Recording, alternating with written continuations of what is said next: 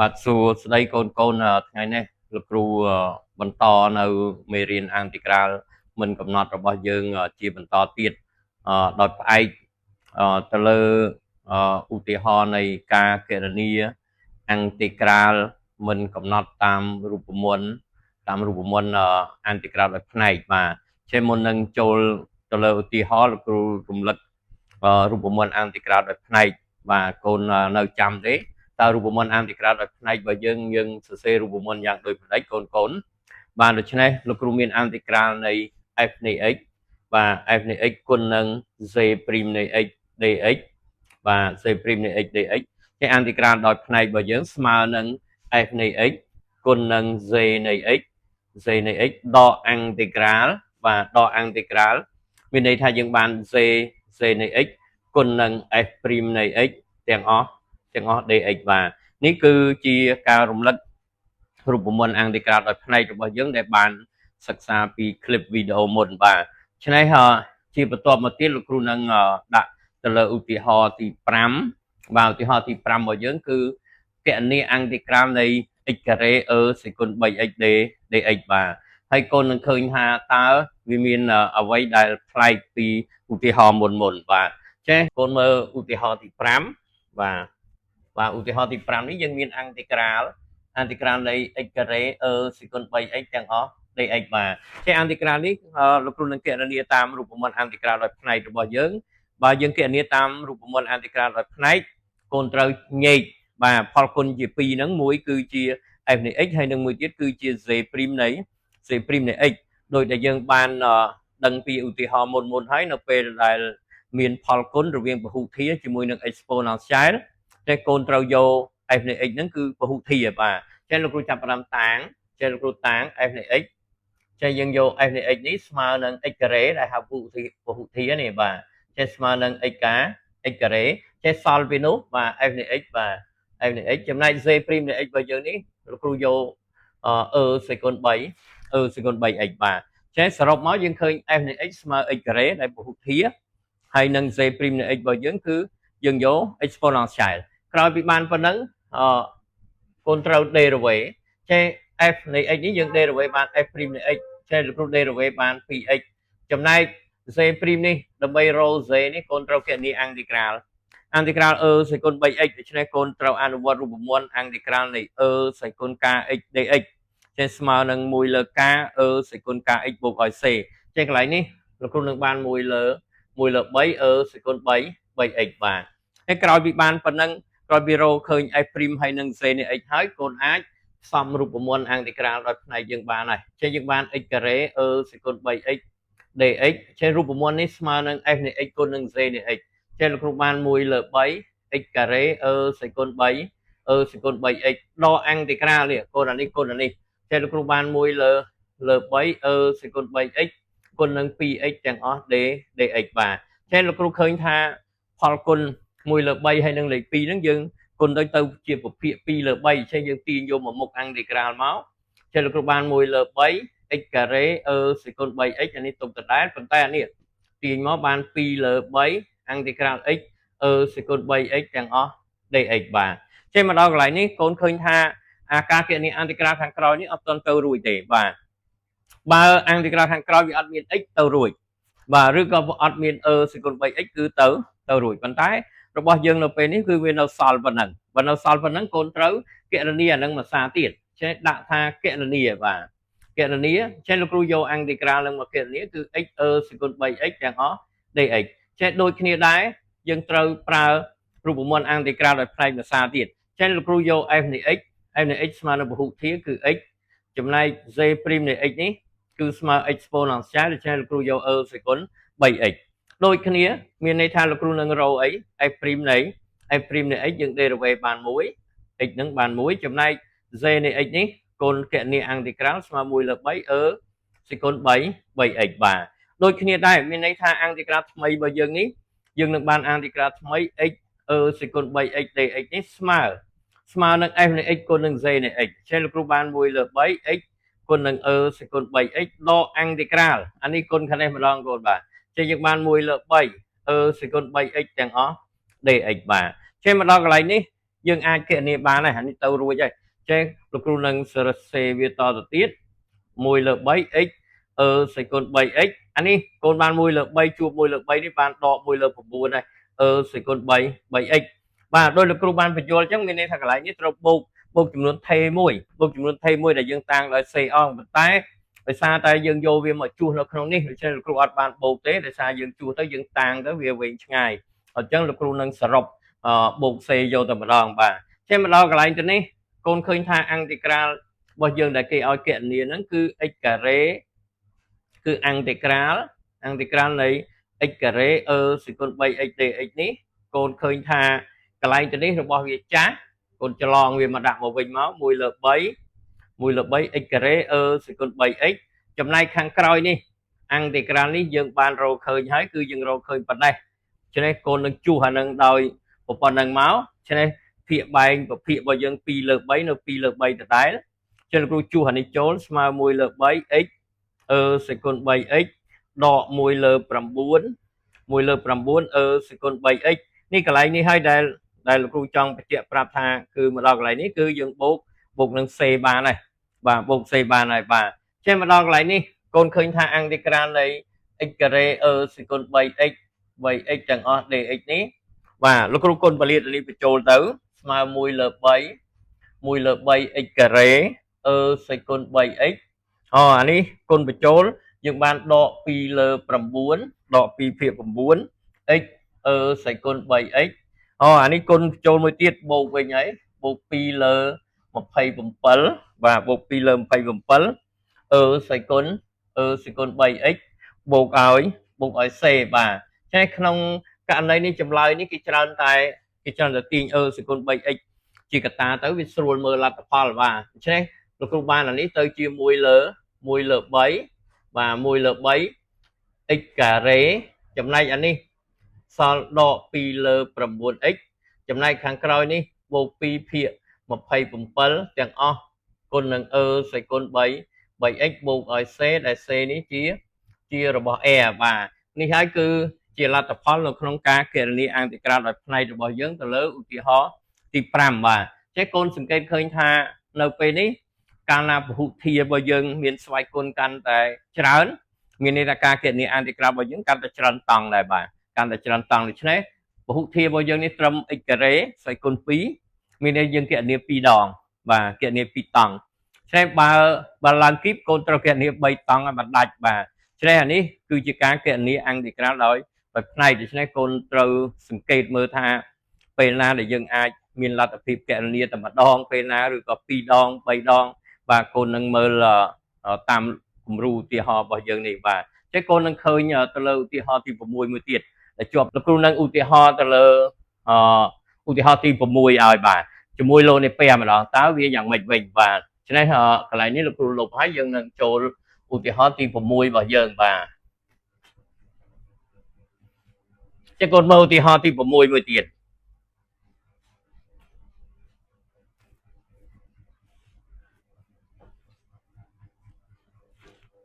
បាទឧទាហរណ៍ទី6ដូចគ្នាដែរលោកគ្រូឃើញថាទី6នេះយើងមានអង្តិក្រាល x គុណនឹងឡូនីពេការ៉េនៃ x ទាំងអស់ dx បាទចឹងកន្លែងនេះអត់អាចធ្វើការគណនាតាមប្រើអធិចំនួនបានទេព្រោះកូនមិនអាចទាញយកអាណា derivative ទៅឃើញអាមួយណាទេអត់មានទេបាទច្នេះលោកគ្រូនឹងគណនាអង្តិក្រាលដោយផ្នែកដូចគ្នាដែរលោកគ្រូតាំងចាប់ផ្ដើមតាំងចេះ f នៃ x របស់យើងយកឡូនីពេការ៉េនៃ xចំណែក c' នៃ x របស់យើងដូច្នេះលោកគ្រូយកស្មើនឹង x បាទទាញចេញពីហ្នឹងយើងចាប់ផ្ដើម f នេះយើងទៅ derivative ទៅ f' នៃ x ចេះ derivative នេះកូនត្រូវអនុវត្តរូបមន្តអ៊ុយសេគុណ n បាទអ៊ុយសេគុណ n derivative អ៊ុយសេគុណ n ស្មើ n អ៊ុយព្រីមអ៊ុយសេគុណ n ដក1ចេះ n របស់យើង2ចេះលោកគ្រូបាន2គុណនឹង derivative ឡូនីពេនៃ x បាន1 លើ x គុណនឹងឡូនីពេនៃ x មួយទៀតបាទច្នេះចំណែកអានេះយើងគណនាអង្តិក្រាលទៅយើងបាន x ការ៉េលើ 2បាទក្រោយពីបាន f' ហើយនឹង z នៃ x ហើយកូនអាចផ្សំរូបមន្តរបស់យើងរូបមន្តអង្តិក្រាលក្រហមនេះបាទចឹងលោកគ្រូបាន x ឡូនីពេការ៉េនៃ x dx នេះស្មើផលគុណ f នៃ x គុណនឹង z នៃ x ច្នេះលោកគ្រូរៀបឲ្យហើយស្មើ1 លើ 2x ការ៉េឡូនីពេការ៉េនៃ x đo integral và integral là này côn là này cho nên các bạn x carré l pi côn nâng môi l x côn nâng lô này pe này xទាំងអស់ dx បាទចឹងលោកគ្រូរៀបវាឲ្យមានរបៀបរៀបរយ1លើ2 x carré លូនេះ pair carré នៃ x បាទ1លើ2ហើយភាគបែង2ហើយនឹងភាគយក2នេះយើងសម្រួលអស់ហើយចេះកន្លែងនេះក៏យើងសម្រួលបានមួយទៀតដែរដូច្នេះយើងបានដក integral x លូនេះ pair នៃ x ទាំងអស់ dx បាទដោយទៅនឹងឧទាហរណ៍ទី5ដែរកូនឃើញថាខាងក្រោយនេះយើងអត់អាចគណនាកើតទេបាទគណនាអត់ទាន់កើតទេដូច្នេះកូនត្រូវយកអាហ្នឹងមកគណនា integral ដោយផ្នែកមួយទៀតនេះចេះលោកគ្រូដាក់ថាគណនា integral x លូនេះ pair នៃ x ទាំងអស់ dx តាំងដូចគ្នាដែរចេះលោកគ្រូតាំងបាទតាំង f នៃ x របស់យើងស្មើនឹងលូនេះ pair នៃ x ចំណែក z' នៃ x របស់យើងលោកគ្រូនៅយក x ដដែលទេបាទដូច្នេះយើងចាប់ផ្ដើម derivative ចេះយើងបាន f' នៃ x derivative លូនេះ pair ស្មើ1លើ x ចំណែកអានេះយើងគណនា integral ស្មើនឹង x carré លើ x carré លើ2បាទចេះនៅផ្នែកខាងក្រោយនេះលោកគ្រូនឹងបាន integral x គុណនឹងលូនេះ pair នៃ x ទាំងអស់ dx នេះស្មើ f នៃ x គុណនឹង z នៃ x ចេះលោកគ្រូបាន1លើ2 x carré គុណនឹងលូនេះ pair នៃ x ដក integral នេះខាងនេះគុណខាងនេះកូនបាទ x carré លើ2គុណនឹង1លើ x ទាំងអស់ dx បាទឆ្នេះបន្ទាប់មកទៀតលោកគ្រូបាន1លើ2 x carré លូនេះ pair នៃ x ឆ្នេះអានេះ1លើ2នេះលោកគ្រូទាញចេញមកក្រៅបានដក integral អានេះយើងសម្រួលបានកូនបាទ x carré និង x នេះសម្រួលនៅសល់ x dx បាទឆ្នេះមកដល់កន្លែងនេះកូនឃើញថាខាងក្រោយនេះយើងអាចគណនាបានណាបាទដោយឧទាហរណ៍ទី5វិញដែរ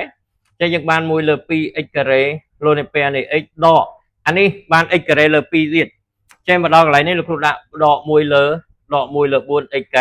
carré ដោយលោកគ្រូបានបញ្យល់មុនហ្នឹងមានន័យថាកន្លែងនេះត្រូវបូកតម្លៃចំនួនថេរឲ្យគេមួយប៉ុន្តែដោយសារតែយើងយកទៅជួសទៅលោកគ្រូដាក់សរុបតែម្ដងបាទចេះកន្លែងនេះលោកគ្រូនឹងទាញបាន integral នៃ x លូនេះ pair carré នៃ x dx នេះស្មើបាទឆ្នេះលោកគ្រូនេះមើលកន្លែងនេះមួយបាទកូនមើលកន្លែងហ្នឹងមួយដូច្នេះយើងបាន1លើ2 x carré លូនេះ pair carré នៃ x ដក integral នេះមួយទៀតកូននេះបាទ integral នេះយើងរកឃើញប៉ុណ្ណេះបាទយើងរកឃើញប៉ុណ្ណេះបាទយើងរកឃើញប៉ុណ្ណឹងចេះកូនជំនួសអានឹងចូលទៅហើយបូកឲ្យ c យកតែម្ដងបាទចេះជំនួសដោយសារនឹងដកលោកដាក់ដក1លើ2បាទ1លើ2 x carré លូនៃ pair នៃ x បាទលូនៃ pair នៃ x ដកឲ្យ1លើ4 x carré បូកឲ្យ c បាទបូកឲ្យ c ដូច្នេះ c នេះហើយគឺជាចំនួនថេររបស់យើងនឹងបាទឆ្នេះមកដល់កន្លែងនេះលោកគ្រូនឹងពលាតវាទៅយើងបាន1លើ2 x carré លូនៃ pair carré នៃ x ដក1លើ2 x carré លូនៃ pair នៃ x អានេះបូកឲ្យ1លើ4 x carré បូកឲ្យ c ដូចគ្នាដែរមានន័យថាកន្លែងនេះយើងអាចទាញ x carré ជាកតាទៅបាទលោកគ្រូអាចសរសេរទៅជា1លើ2លូនៃ pair carré នៃ x ដកឲ្យ1លើ2បាទលូនៃ pair នៃ x អានេះបូកឲ្យ1លើ4ទាំងអស់នេះខ្ចប់ឲ្យ x carré បូកឲ្យ c ដែល c នេះជាចំនួនពិតថេរបាទចឹងមានន័យថាការគណនា integral របស់យើងនៅពេលនេះយើងនៅសល់ប៉ុណ្ណឹងបាទដូច្នេះយើងក្រោយពីទាញ x carré ជាកតាមកខាងមុខសល់1លើ2លូនេះ pair carré នៃ x ចំណែកកណ្ដាលនៅសល់1លើ2លូនេះ pair នៃ x ចំណែកខាងក្រោយសល់បូកឲ្យ1លើ4ទាំងអស់គុណនឹង x carré បូកឲ្យ c ដូច្នេះកន្លែងនេះលោកគ្រូចង់បញ្ជាក់កូនថាការគណនា integral របស់យើងគឺយើងប្រព្រឹត្តទៅ2តង់បាទ2តង់បើកូនអត់ធ្វើ2តង់ទេមកដល់កន្លែងហ្នឹងយើងអត់មានរូបមន្តបញ្ចេញបានទេបាទទោះបីក្នុងការអនុវត្តឧទាហរណ៍ផ្សេងកូនមានគណនាហើយក៏ដោយក៏អត់អាចយកមកដាក់បានដែរដូច្នេះនៅពេលប្រឡងយើងត្រូវជួបអីយើងគណនាបន្ថែមទៀតបាទឆ្នេះនេះគឺជាឧទាហរណ៍2ដែលឃើញថាការគណនាមួយតង់វាអត់ដាច់ទេតែកូនត្រូវគណនាមួយតង់ទៀតបាទចឹងយើងមើលមួយទៀតឧទាហរណ៍ទី7ចេះលោកគ្រូនឹងដាក់ឧទាហរណ៍ទី7ឲ្យបាទទី7ដូចគ្នាដែរមានន័យថាការគណនារបស់យើងនេះគឺផលគុណរវាងពហុធាតុជាមួយនឹងត្រីកោណមាត្របាទពហុធាតុជាមួយនឹងត្រីកោណមាត្រតែត្រីកោណមាត្ររបស់យើងនេះច្រើនតែកូសហើយនឹងស៊ីនហ្នឹងឯងបាទចេះកូនមើលឧទាហរណ៍ទី7ចេះលោកគ្រូមាន integralនៃ 2x បូក1គុណនឹងកូស x កូ x ទាំងអស់ dx បាទដូចគ្នាបានន័យថានៅក្នុងករណីដែលកូនតាំងនៅពេលនេះគឺយក f នៃ x ស្មើពហុធាបាទចេះលោកគ្រូតាំង f នៃ x នេះយកពហុធាចេះ f នៃ x របស់យើងស្មើនឹង 2x 2x បូក1ចំណែក z ព្រីមនៃ x របស់យើងនេះកូនស្មើនឹងកូ x បាទកូនស្មើនឹងកូ x ចេះបន្តមកទៀតលោកគ្រូនឹងចាប់ផ្ដើម derivative នៅពេលដែលយើងមាន f យើងត្រូវរក f ព្រីម derivative 2x បូក1យើងបាន2ចំណែក z នៃ x នេះយើងគណនា integral ឆ្នេះ integral cos x integral cos x កូនកុំច្រឡំស្មើនឹង sin x ទេបាទស្មើនឹង sin x បាទមិនស្មើដកទេមិន derivative ទេឆ្នេះក្រោយពីបានប៉ុណ្ណឹងកូនអាចផ្សំមកវិញមកចឹងយើងបាន integral នៃ 2x បូក1គុណនឹង cos x ទាំងអស់ dx ដូច្នេះរូបមន្តយើងស្មើ f នៃ x គុណនឹង z នៃ x ចឹងលោកគ្រូផ្សំហើយស្មើ 2x បូក1គុណនឹង sin x ដក integral បាទអានេះគុណអានេះកូន2 integral sin x dx នេះ integral sin x មិននិយាយមិនម្ដងហើយបាទចឹងយើងបានអានេះទៅជា 2x បូក1គុណនឹង sin x ដក integral 2នេះយកមកមុខបានហើយដូច្នេះកូនគណនា integral sin x ស្មើនឹងដក cos x ដូច្នេះយើងបានបូកឲ្យ2 cos បូកឲ្យ2 cos x បូកឲ្យ c ដែល c នេះជារបស់ r បាទនេះជាឧទាហរណ៍ទី5ទី7ដែលតាក់ទងទៅនឹងការគណនា integral របស់យើងដោយផ្នែកដែរប៉ុន្តែ